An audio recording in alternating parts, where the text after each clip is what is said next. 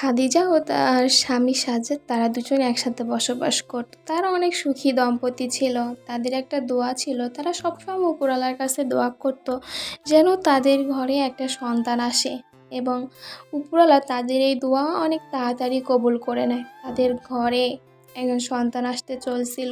তারা অনেক খুশি ছিল, তারা দুইজনে অনেক খুশি ছিল যে তাদের দোয়া কবুল হবে।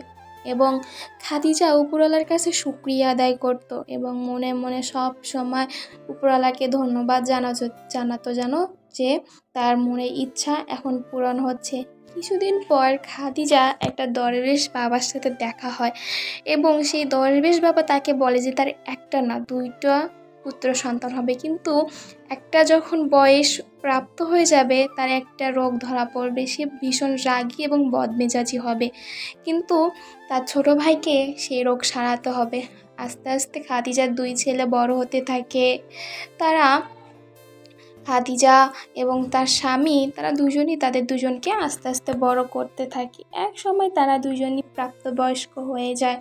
বড় ভাই রবিন সে শিকারি ধরতে পারদর্শী ছিল এবং ছোট ভাই রাজু সে সবসময় বাড়িতেই থাকতো এবং তার মা বাবা সেবা যত্ন করতো। রাজু মনে করতো তার বাবা মা এখন কোনো কাজকাম করা যাবে না, কারণ তার বাবা মা এখন অনেক বয়স হয়ে গেছে। সে চায় এখন তার বাবা মাকে অনেক সেবা যত্ন করতে, এবং সে তাই করে। তার বাবা মাকে কোনো কাজ করতে দিত না, সব সময় সে নিজে কাজ করত।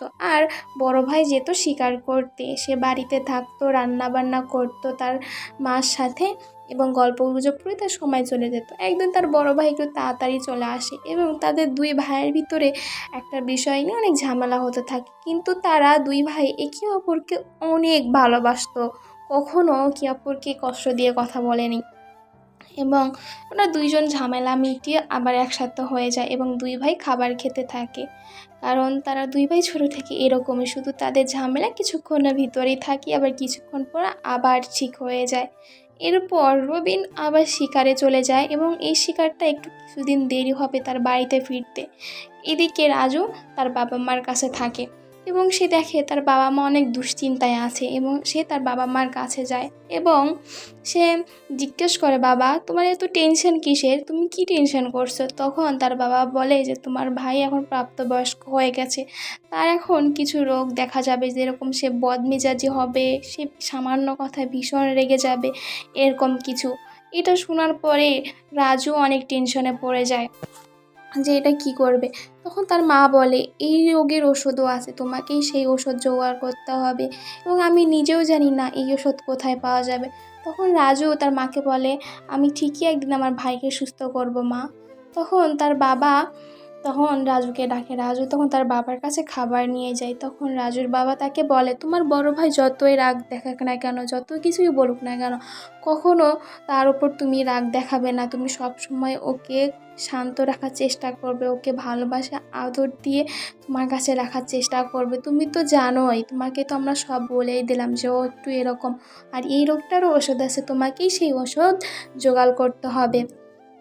তখন রাজু মনে মনে সিদ্ধান্ত নেয় এবার সে তার ভাইয়ের ওষুধ জোগাড় করার জন্য বাড়ি ছাড়বে এবং সে তাই করে। সে বাড়িটা ছেড়ে দেয় এবং অনেক দূরে যেতে থাকে।